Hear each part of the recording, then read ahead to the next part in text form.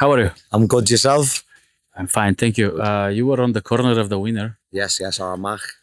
I just want to get you back to a moment from that night Yes, when he was talking to his family. Okay. He was talking to his kids. Yes. Did you see that moment? Yes, I did, of course.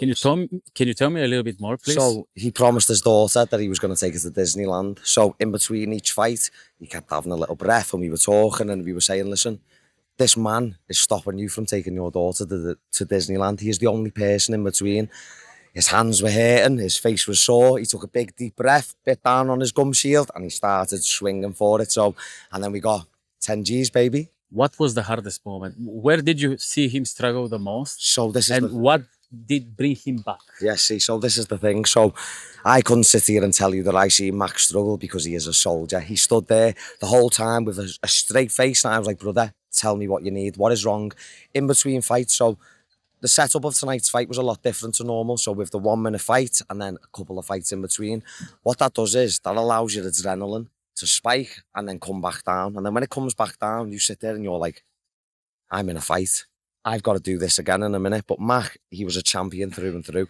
He kept his composure. And every time he had that little bit of doubt, the only times I seen him, he picked up his phone, looked at his daughter and looked at me and said, brother, let's go. This is it. So there was no hard points for him in this because his mind was there the whole time. How did you feel? How were the emotions through the fight? I would rather fight myself. So watching Mac, it makes me more nervous. Watching any of my friends fight because it is out of your control, and any fighter will know that when you're in that ring 1v1 with a person, there is no one. You do not hear the crowd. You do not hear your coach. It's that moment, and in that moment, Mac shined. He really did. He really did, brother. What's next? So next, Raw Stand and Bang. That's it. We've got to go again. I mean, after tonight, you've seen how amazing it went. You've seen the crowd. You've seen the participation. Everyone got involved on the job. So I think from here next now, I think we're going to have to do Stand and Bang again. But I think we're either going to go down a weight or we're going to go up a weight. But every fighter tonight, they showed the heart. They showed that they deserve to be here on this show.